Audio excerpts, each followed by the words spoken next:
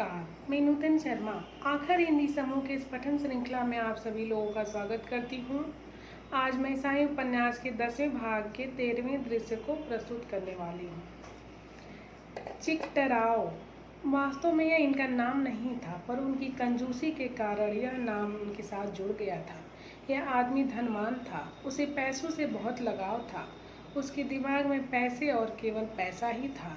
उसके पास बहुत सारी संपत्ति, नौकर चाकर थे।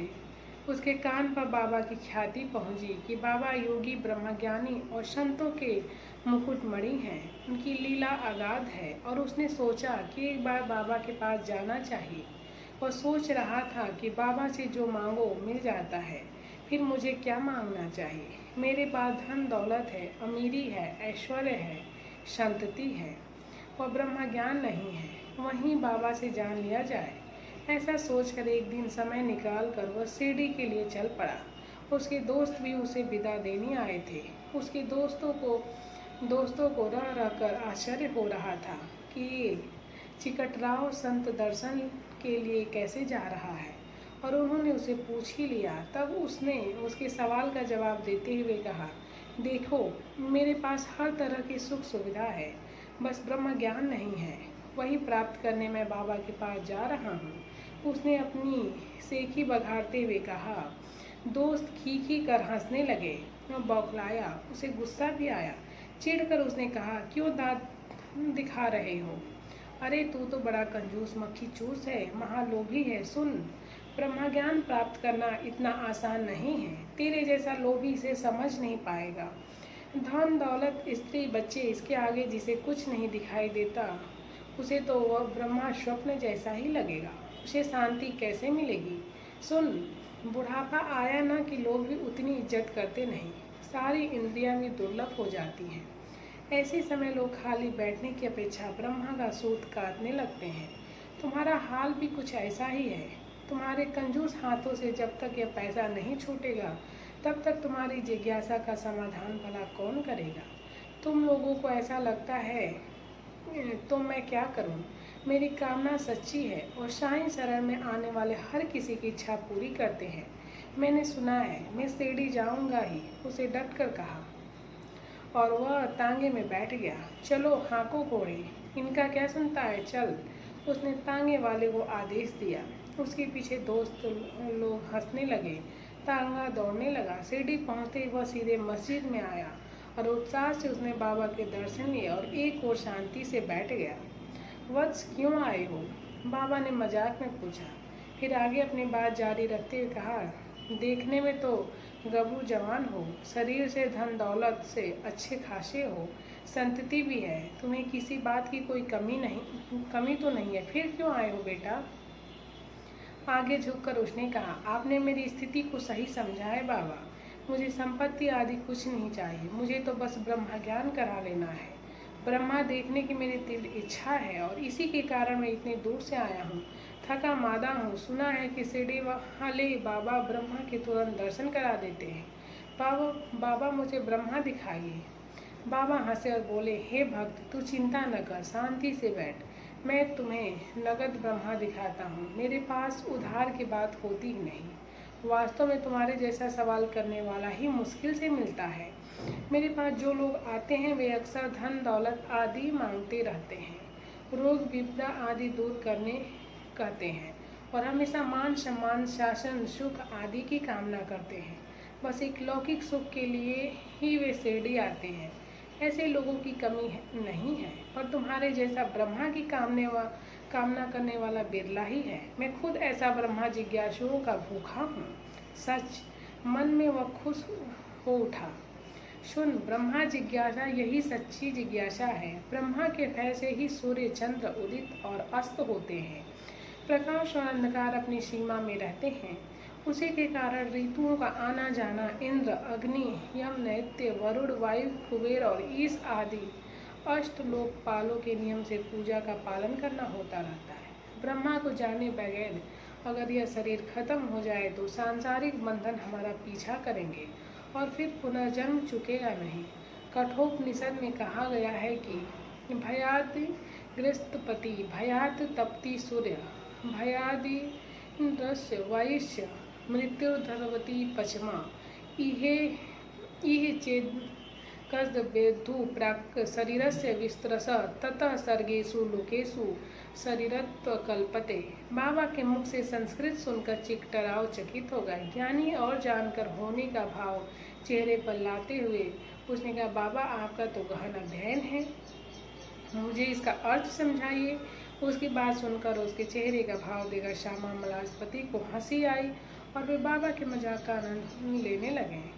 बताता हूँ, जिस भय से अग्नि जलता है, सूर्य प्रकाशमान होता है, इंद्र, वायु और मृत्यु अपने अपने काम में तत्पर हो जाते हैं, उस पर ब्रह्मा को शरीर का पतन होने से पहले देह में जगाया नहीं तो युगों युगों तक कई लोकों में योनियों में शरीर धारण करना पड़ता है। आहा, बाबा आज मैं कृतार्थ हो गया। वह ब्रह्मा या पर ब्रह्मा जो भी हो, मुझे अभी दिखा दीजिए, उसने अधीर होकर कहा। मैं तुम्हें ब्रह्मा ही नहीं ब्रह्मांड भी दिखाता हूँ। वही तो तुझे नख से सिर तक लपेट चुका है, उसी से तुझे मुक्त करता हूँ। बाबा ने हंसकर कहा, जल्दी जल्दी दिखाइए बाबा, थोड़ा धीरज रख। फिर ब्रह्मा ने ब्रह्मा जिज्ञासु को बिठाया और वह अधीरता से बैठ गया। फिर बाबा अन्य बातों में ऐसे उलझ गए कि उन्हें उसका पूरी तरह से विस्मरण हुआ। कुछ समय ऐसे ही बीता और बाबा ने एकदम से एक लड़के को पास बुला लिया और कहा, अरे सुन, नंदू मारवाड़ी के पास जाना और मेरा संदेश देकर कहना, मुझे 5 रुपये उधार चाहिए, जल्दी आना, अभी जाता हूँ। कहकर वह लड़का उछलता कूदता चला गया और खाली हाथ वापस आया। क्या हुआ? बाबा, उनके घर ताला लगा है। अरे पर इस समय तो मुझे पैसों की बहुत ज़रूरी थी, क्या करें? सुन, तू एक और चक्कर लगा के आ और तू सुन, आते समय अन्ना साहूकार के पास भी होते आना। जी। और दौड़ते गया और दौड़ते ही आया। इस बार भी उसका चेहरा उतरा हुआ था। क्यों, क्या हुआ? साहूकार भी नहीं था क्या? नहीं, वह भी नीम गांव गया है, हाँफते उसने कहा। चिकटराव गंभीरता से यह सब देख रहे थे। खैर तू अब रहने दे, तू भी थक गया होगा। मुझे कभी कुछ पैसे चाहिए थे, पर अब कहीं से मिलने का कोई मार्ग नहीं है, तो क्या करें? वह लड़का एक ओर जाकर बैठ गया। चिकटराव कसम में था। उस वक्त उसकी जेब में 250 रुपये थे। उसे बाबा को 5 रुपये दे या न दे, वह निर्णय नहीं कर पा रहा था। 250 में से 5 रुपये देना मुश्किल नहीं था, पर उसका लोभी मन ऐसा करने नहीं दे रहा था। उसे लग रहा था कि इस फकीर को मैं 5 रुपये दिए तो वे वापस तो नहीं आएंगे। समय ऐसे ही गुजरता गया। उसने जेब से 1 रुपया तक नहीं निकाला। समय गुजर रहा था। बाबा ब्रह्मा भी नहीं दिखा रहे हैं, सोचकर वह बेचैन होने लगा। बाबा ने उसकी ओर जानबूझकर ध्यान ही नहीं दिया। उससे रहा नहीं गया और उसने पुकारा, बाबा। हाँ, क्या है, बोलो। बाबा, समय बीत रहा है, जल्दी है, मैं लोटा गाड़ी लाया हूँ, जल्दी से ब्रह्मा दिखाइए ना। फिर जब तक मैंने क्या किया तुम्हें ब्रह्मा नहीं समझा?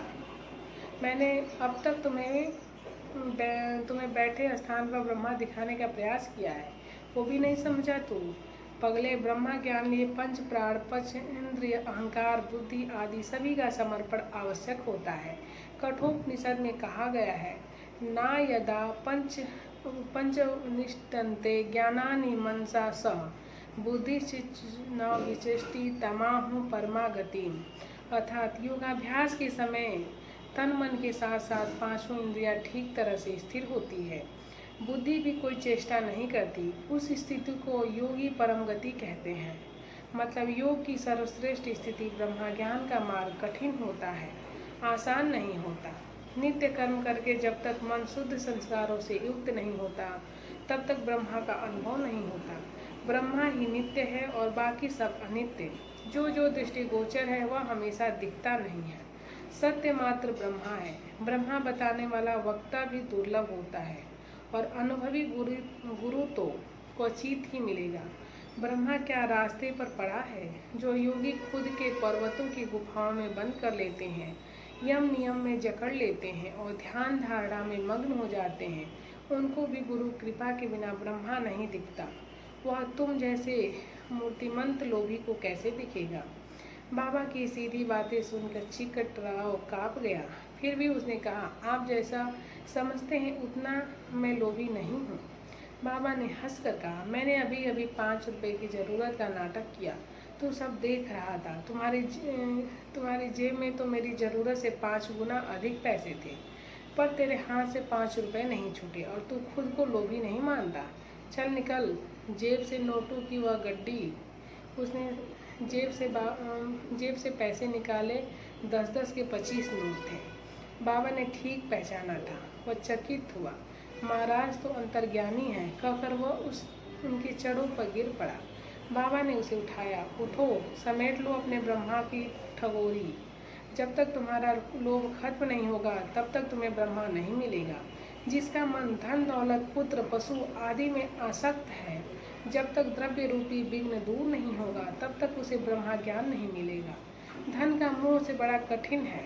तृष्णा रूपी भौरों वाले दुख का सागर ही है। उसमें मंद मनसा रूपी मगर वास करते हैं। इसी कारण मन की एकाग्रता नहीं होती। एकाग्रता की शक्ति ना हो तो मुक्ति भी नहीं मिलती और विरक्ति भी। मन को अगर मोह ने घेर बना लिया है तो परमात्मा रूपी परमार्थ के सारे साधन माटी मोल हो जाते हैं। इसलिए वही बोलो जो अच्छा लगे, वही खाओ जो हजम कर सको।